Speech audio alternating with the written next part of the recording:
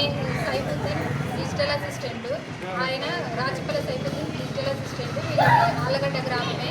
అయితే నేను సైఫుద్దీన్, నా భర్త గారు ఇద్దరము ఆలమూరు సచివాలయంలో, నేను ఏఎన్ఎంగా, తను డిజిటల్ అసిస్టెంట్గా పనిచేస్తున్నాము.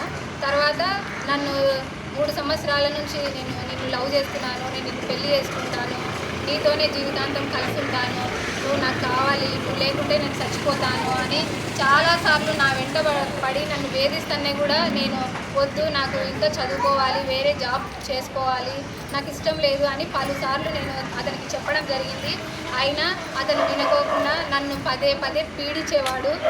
ఆఫీస్లో ఎవరు లేకుంటే నా దగ్గరకు వచ్చి నన్ను చేయి పట్టుకోవడం, హక్ చేసుకోవడానికి ప్రయత్నించడం, అట్లా రకరకాలుగా నన్ను ఇబ్బంది పెట్టేవాడు. తర్వాత ఒకరోజు మేము లంచ్ చేసే టైంలో బలవంతంగా నన్ను శారీరకంగా అనుభవించినాడు. తర్వాత నన్ను పెళ్లి చేసుకుంటాను, ఈ విషయం ఎవరికి చెప్పొద్దు, అట్లా చెప్తే నిన్ను చంపేస్తాను అని నన్ను బెదిరించినాడు. తర్వాత నువ్వు లేకోకుండా నేను బతకలేను, అందుకని అట్లా చేయాల్సి వచ్చింది అని నన్ను నమ్మకంగా మోసం మాటలు చెప్పి నన్ను నమ్మించినాడు. తర్వాత సంవత్సరం అయినా కూడా ఇంకా ఎందుకు పెళ్లి చేసుకోవాలని ఆలోచన ఏం చేయట్లేదు, నువ్వేమో నన్ను ఈ విధంగా అన్ని రకాలుగా వాడుకుంటున్నావు, ఆలమూరులో జనాలందరూ సైఫుద్దీన్ సారు, అరుణకుమారి మేడంకు ఏదో సంబంధం ఉందని అందరూ వేరేగా మాట్లాడుతున్నారు, నాకు చాలా ఇబ్బందిగా ఉంది అని చెప్పినాను. అందుకు అతను సర్లే పెళ్లి చేసుకుందాము అని చెప్పి అతను వేరే వాళ్ళతో మాట్లాడి పెళ్లి చేసుకోవడానికి అరేంజ్ చేసి మాది 11/6/2024 చర్చిలో పెళ్లి చేసుకున్నాము. పెళ్లి చేసుకున్న తర్వాత మేము మంచిగానే ఉన్నాము. 24వ సంవత్సరం అంతా మంచిగా ఉన్నాము. నిన్న ట్రాన్స్ఫర్లు వచ్చినప్పుడు మనమిద్దరం ట్రాన్స్ఫర్లు అయిన తర్వాత దూరం ఉంటాము, మనం దూరం ఉంటే మనకి ఎట్లా ఇబ్బంది కదా, మనం కలిసి ఉందాము ఆలగడ్డలో అని నేను అడిగాను. సరేలే, నేను మా అమ్మ వాళ్ళతో మాట్లాడి ఆడనే ఉండేటట్టు ఇంటికి తీసుకెళ్తాలే అని చెప్పినాడు. సరేలే అని చెప్పాను. ఇంటికి వచ్చి వాళ్ళ అమ్మలతో మాట్లాడి వాళ్ళ అమ్మలకు చెప్తే వాళ్ళ బాబాయ్ కమల్సా, వాళ్ళ నాన్నగారు మహబూ షరీఫ్, వాళ్ళ అమ్మ శంషాద్ బేగము, వాళ్ళ అన్న అబ్దుల్ సుబహాను, నా భర్త సైఫుద్దీన్ అందరూ ఏమన్నారు, ఆమె ఎస్సీ మాల, వాళ్ళను మన ఇంట్లోకే రానిచ్చము, ఎందుకు మనకు వద్దు, వదిలేయరా అని చెప్తున్నారు. నన్ను ఇంట్లో ఎంత కన్విన్స్ చేసినా కుదరడం లేదు. ఇంకా ఇలాగ నేను వాళ్ళని ఒప్పించలేను, మన ఇద్దరము చచ్చిపోదాంలే అరుణ, నువ్వు వచ్చేయి సచివాలయం కని నాకు చెప్పినాడు. నేను సచివాలయంకి వెళ్ళిన తర్వాత నా ఫోన్ తీసుకొని చిన్నగా వాట్సాప్లో ఉన్న డేటా మొత్తం డిలీట్ చేసినాడు. చేసిన తర్వాత వాళ్ళమ్మ వాళ్ళ దగ్గరికి వెళ్ళి ఇంకా వాళ్ళతో మాట్లాడుకొని ఫిక్స్ అయ్యి నన్ను వదిలించుకోవాలని పంచాయతీలు పెట్టి పెద్ద మనుషుల దగ్గర, నన్ను ఎస్సీ మాలదానివి, నువ్వు మా ఇంట్లోకి వస్తే పసుపు నీళ్ళు చల్లుకుంటాము, నువ్వు మా ఇంట్లోకి వస్తావా, అడుగు పెడతావా, నువ్వు మా ఇంట్లో అడుగు పెడితే మేము గుండు చేయించుకొని ఊరంతా తిరుగుతాము, మేము ముస్లిమ్స్, మేమంటే రాజుల లెక్కన, మీరేంది దళితులు అంటే మాకు పని మనుషుల్లాగా, మేము పండగలకి మీకు అన్నం పెట్టిస్తాం, అట్లాడితే నువ్వు మా ఇంట్లో వచ్చి అన్నం వండుతావా అని నన్ను రకరకాలుగా పెద్ద మనుషుల సమక్షంలోనే మాట్లాడి బాధ పెట్టినారు. అందుకు నేను చాలా బాధపడి ఎస్పీ గారిని వెళ్ళి కలవడం జరిగింది. సార్కి విషయం అంతా చెప్పడం జరిగింది. సారు కంప్లైంట్ తీసుకొని కేసు కట్టినారు. కేసు కట్టిన తర్వాత ఇంకా వాళ్ళకు భయం చెప్పినారు, ఆ అమ్మాయిని మీరు అట్లా ఏం చేయొద్దని చెప్పినారు. వాళ్ళు మా మీద కేసు పెడతావా అని ఇంటి దగ్గరకు వచ్చి 5 మంది ఇంటి దగ్గరకు వచ్చి నా మీద దాడి చేసి నన్ను సారీ పట్టుకొని బయటికి లాగి ఈడ్చి కొట్టి నానాక హింసలు పెట్టినారు నన్ను. అప్పుడు నేను మళ్ళీ ఎస్పీ గారిని వెళ్ళి కలవడం జరిగింది. అప్పుడు కేసు కట్టినారు. తర్వాత వాళ్ళు మా మీద కేసులు పెడతావా అని నా భర్త వాళ్ళ అన్న ఇద్దరు ఇంటి దగ్గరకు వచ్చి నా మీద దాడి చేసి అర్ధరాత్రి సమయంలో ఇంటికాడికి వచ్చి నా మీద దాడి చేసి నన్ను చంపడానికి ప్రయత్నించిందే. నేను చెయ్యి అడ్డం పెట్టింటే నా చెయ్యి తెగింది. నా చెయ్యి తెగినందుకు నాకు కుట్లు పన్నాయి, 4 కుట్లు పన్నాయి.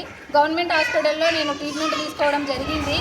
అందుకు గౌరవనీయులైన డిఎస్పీ గారు వాళ్ళని రిమాండ్ చేయడం జరిగింది. జడ్జి గారి దగ్గరికి వచ్చిన తర్వాత కోర్టులో రిమాండ్ చేశారు.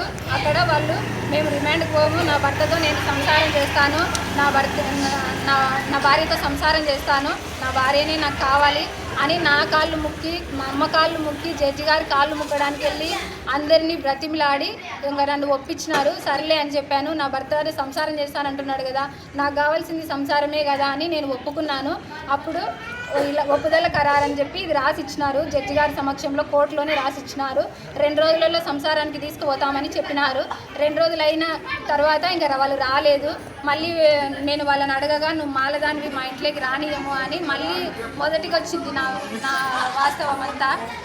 నేను ఎస్సీగా పుట్టడమే నేను చేసుకున్న శాపం. ఇప్పుడు నేను ఎస్సీ మహిళను. సరే అమ్మా, ఇప్పుడు మీ డిమాండ్ ఏంది? ఇప్పుడు వాళ్ళ ఇంటి దగ్గర వచ్చి మీరు కూర్చున్నారు కదా, మీ డిమాండ్ ఏంది? నా భర్త నాకు కావాలి, నా సంసారం నాకు కావాలి. నన్ను నమ్మించి పెళ్లి చేసుకున్నాడు, ఇప్పుడు నన్ను మాలదానికి దళితురాలివే అంటున్నారు. నాతో నా భర్త సంసారం చేయాలి. ఇప్పుడు మీ డిమాండ్? డబ్బులు 8,60,000 డబ్బులు తీసుకున్నారు. అప్పుడు లేని మాల కులము ఇప్పుడు అడ్డం వచ్చింది. వాళ్ళకి పెళ్లి చేసుకున్నప్పుడు లేనిది ఇప్పుడు అడ్డం వచ్చింది కులం. ఇప్పుడు మీ ఆలోచన ఏందమ్మా? ఇప్పుడు మీరు ఇక్కడ ధర్నా కూర్చోడానికి కారణం ఏంది? ఇప్పుడు ధర్నా కూర్చోడానికి నా భర్త నన్ను సంసారం తీసుకొస్తానని జడ్జి గారి సమక్షంలో రాసి ఇచ్చినాడు. నా భర్త నాతో సంసారం చేయాలి, అది నన్ను భార్యగా నన్ను ఇంట్లోకి ఆహ్వానించాలి. నన్ను ఇంట్లోకి కూడా అడుగు పెట్టనీకోకుండా నన్ను చూస్తానే డోర్ వేసుకున్నారు. అంటే మేము ఎస్సీ అనేది వాళ్ళకు అంత అసహ్యం. రుద్రవరం మండలము చిక్కేల అరుణకుమారి అమ్మాయి పేరు. ఈమె ఆలమూరులో సచివాలయంలో జాబ్ చేస్తూ ఉంటుంది. అతను కూడా జాబ్ చేస్తూ ఉన్నాడు, మహమ్మద్ అని. కానీ ఈ అమ్మాయిని 2 సంవత్సరాల నుంచి వెనకంబట్టి తిరిగి పెళ్లి చేసుకుంటా అని చెప్పి నమ్మించి పెళ్లి చేసుకొని ఈ అమ్మాయికి పెళ్ళి అయిందని తెలుసు, ఈమెకు పిల్లలు ఉన్నారని కూడా తెలుసు, అతనికి అన్ని విషయాలు తెలుసు.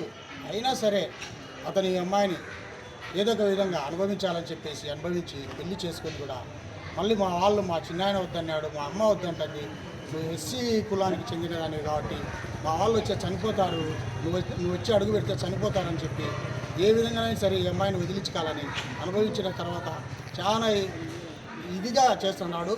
ముఖ్యంగా ముస్లిం అయినటువంటి పెద్దలు కూడా గమనించాలి. ఇది ఎంతో పవిత్రమైనటువంటి క్యాస్ట్ ముస్లిం వాళ్ళంటే. వాళ్ళు 5 పూట్ల నమాజ్ చేస్తుంటారు.